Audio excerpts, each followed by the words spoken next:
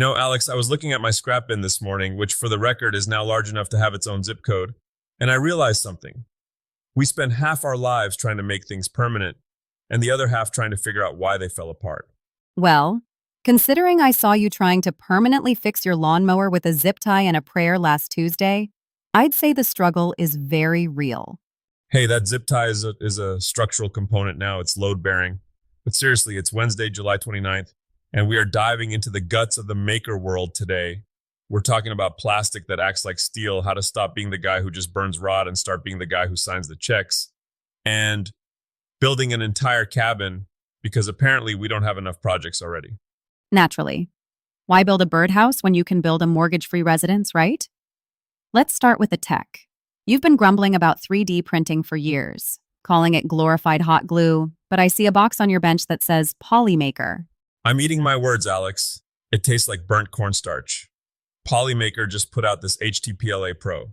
Now, normally, if you leave a PLA print in a hot truck in July, you come back to find a sad, melted puddle that looks like a Dolly painting. But this stuff, it's got the backbone of a mule. It handles heat and stress like it actually wants to be a tool, not a trinket. So you're saying I don't need a degree in chemical engineering and an industrial kiln to make a jig that doesn't snap the first time I put a clamp on it? Exactly. It prints easy, but holds up hard. And speaking of printing, some absolute madman spent 9 months shrinking down Prusa's blueprints to make the Core 1 Mini. It's like someone took a heavy-duty industrial lathe and turned it into something that fits on a nightstand. 9 months? That's not a hobby, that's a gestational period. But I guess if you want quality, you can't rush the engineering. Does it solve the wet noodle problem? Because every time I try to print, it feels like the humidity in the air is actively conspiring against me. That's where the Elegoo H1 HT box comes in. It's $70, and it gets hot enough to actually bake the moisture out of the filament. It's the difference between your print looking like a professional part and looking like it was chewed on by a caffeinated squirrel. Every squirrel in your backyard is caffeinated, Tiger. But okay, let's pivot. From the high-tech plastic world to the high-heat metal world, you wanted to talk about the AWS Welding Journal. This is the real gold, Alex. Look, I love being under the hood. I love the smell of ozone and the way a perfect bead looks like a row of frozen nickels. But my knees are telling me they've had enough of crawling into tight chassis at 6 in the morning. I've heard your knees. They sound like a bowl of Rice Krispies when you stand up. So, what's the move? The move is the CWI Certified Welding Inspector. The August issue was harping on this. If you get that credential, or the educator one, you aren't the guy doing the heavy lifting anymore. You're the guy with the flashlight and the clipboard telling everyone else if they did it right. That sounds like you're just becoming the person people are annoyed by in the shop. Maybe, but you're the person the company can't afford to lose. It's a massive pay jump, and it's the difference between an hourly job and a career that lasts until you're 90. And the best part? They're finally doing hybrid training. You don't have to quit your job to go to school. You can learn the theory while you're still earning your keep. So it's basically leveling up for grown-ups who wear leather aprons. But let's be honest, not everyone wants to be an inspector. Some people just want to make their own stuff and make it pay. You're always talking about being a maker mogul. Because your hands are a finite resource, Alex. You can only sand so many boards in a day before your fingers turn into nubs. The smart play, the mogul play, is realizing that the way you built something is worth as much as the thing you built. You mean selling the instructions? Plans, digital guides, even affiliate links for the grid of sandpaper you use. Side Hustle Nation was talking about these micro-labor apps too. If you have a slow week in the shop, there are ways to keep the lights on without having to beg for a commission on Facebook Marketplace. I feel like there's a balance there, though. Does it get exhausting trying to monetize every single second of your day? It can, if you let it.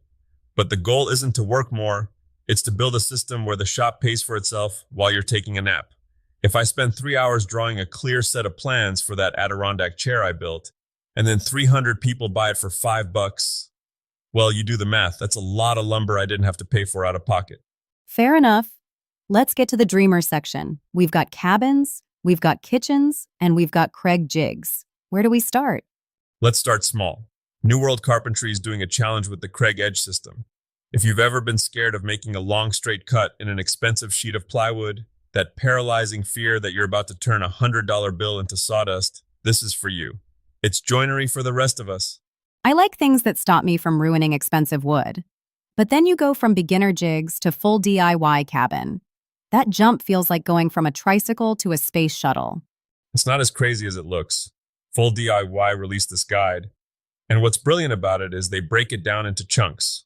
You don't build a cabin, you build a foundation, then you build a floor, then you build one wall. If you look at the whole mountain, you'll never start climbing. But if you just look at your boots, you'll get there.